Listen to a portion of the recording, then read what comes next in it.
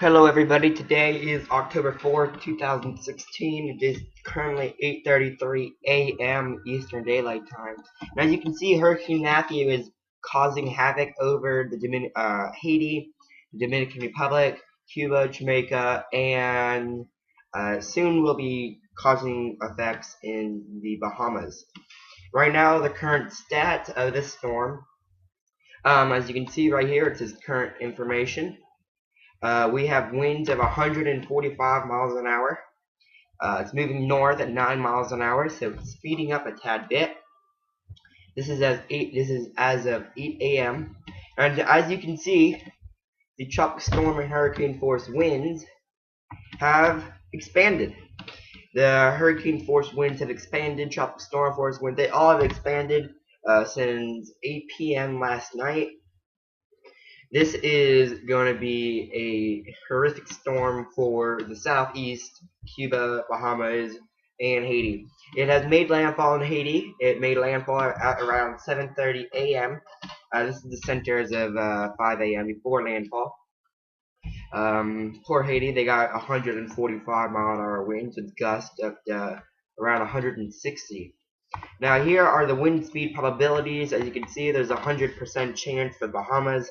Now when you get closer and closer to Florida, Cape Canaveral and Melbourne, those areas are the most likely to get hit so far, 70 to 80% chance.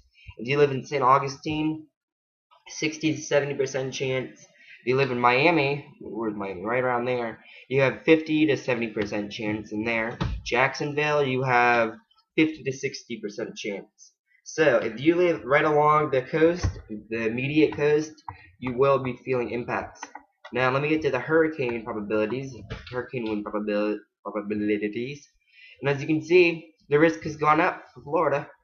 Um, just the Cape and basically the Cape and this little area of Florida, which I think is West Palm, you have a 20 to 30% chance of seeing hurricane force winds, and then St. Augustine and Miami have a 10 to 20% chance, and then Jacksonville and down here near the Keys, the northern Keys, they have only a 5 to 10% chance, which is lucky for them, but this system is going to be massive. It's going to be a very big storm. It's going to be the biggest storm to affect the U.S. besides Hermine. Maybe it depends all on how close it gets. As you can see here, these are the tropical storm and hurricane force winds of Matthew through all the advisories since it became a tropical storm down here near Bermuda. I mean, not Bermuda, Barbados, um, St. Lucia, Grenada. This is going to be a horrific storm for the U.S.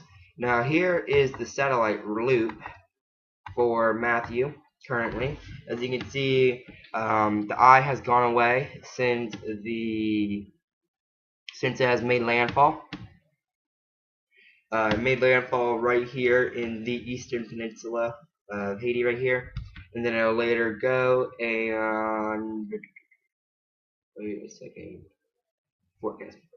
And it'll later go today and curve back to the northwest and hit Cuba, the Bahamas as a Cat 4. A very strong Cat 4 right now, and it'll be a very strong Cat 4 for the rest of the day.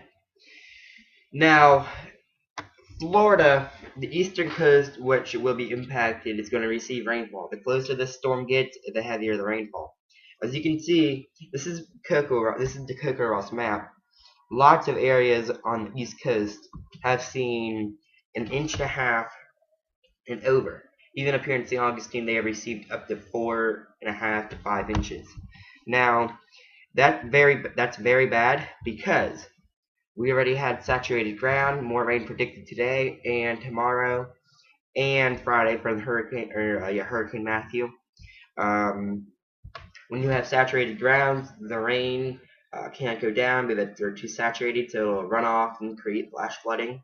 Plus, you get a storm surge threat, so the grass can't really take that down, so it will cover the grass, and this is going to be a very, very, very bad threat. for the next upcoming days. Here's the microwave imagery. As you can see, the eye weakened, and then it was like a second eye was created, and that second eye, or the second eye wall just exploded, which that's what created yesterday at 140-mile-an-hour winds. Now it's 145. So this is a huge storm. Even the outer bands are getting pretty tall. If we get to the GFS model, now this is pivotal weather. Now let's go to GFS. As you can see, this is for the southeast. It's going to be windy. If you live in the northeast Florida region, it's going to be windy for the next few days, which will also create some coastal effects for flooding. Coastal flooding is possible. And the South Carolina region and North Carolina, which will be impacted by Saturday into Sunday. So as you can see, Florida is going to get impacted by wind before the storm even comes, and then the storm comes and gets fairly close to the west or eastern coast. The very dark bright orange is 60 knots or more, basically hurricane force near there, and then it goes,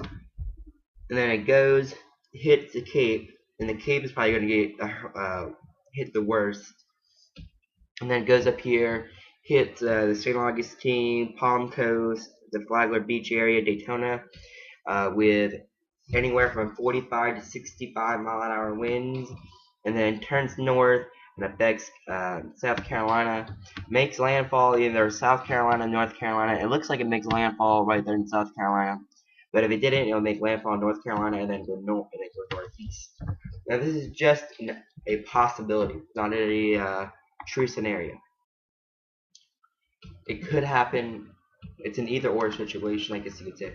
It could happen, or it could not happen. We shall see. Now this is the European model, as you can see. The European model makes this thing very strong, even stronger than what was predicted. As you can see, 955 millibars, which is a Cat 3, which is basically what they are predicting. Cat 3 at this in that area, and then it'll go straight to the north, and a little bit more north, cause northeast Florida, then cause Georgia, Carolina, just going north.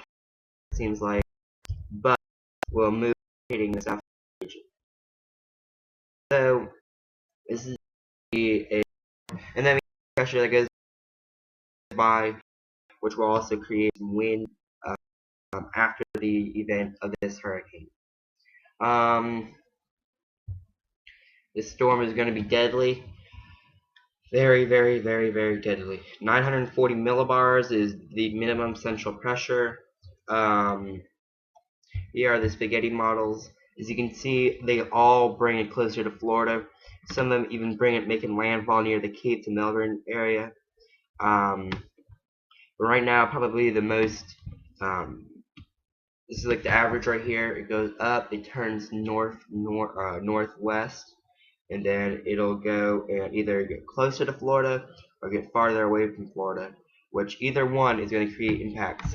If it's around 200 plus miles away from the Florida area, they are forecasting like a local northeastern, strong winds, and tropical storm force with large waves.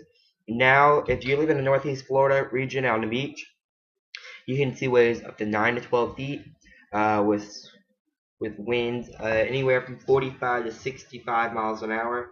That's the current forecast that Mike Prangley gave on Twitter. So it just depends how close the storm gets. And then a lot of the models are bringing it into North Carolina and then affecting the Northeast. So we shall see. Now this storm is going to be an extremely deadly storm. Guys, you have to watch this storm. If you don't, it will cause, probably has, and will impact will impact the U.S. one way or the other. Strong winds, heavy rain, large waves, and storm surge. If it gets close to the coast, like say right around here, we have that onward wind, which will create storm surge and a Cat 3. So create storm surge, probably 65, maybe hurricane force above it. It depends how close. So you can see storm surge anywhere from probably a foot up to probably 5 to 6 feet right now. The Bahamas are supposed to get 10 to 15 feet, so you're in the lucky part of the storm. Thank you. And if you guys did like the talking over the presentation, please comment below that you did like it. If you didn't like the talking over the presentation, please tell me and I'll go back to the videos with the model guidance and all that. Um, Thank you for listening, and you better prepare or you could die if you live in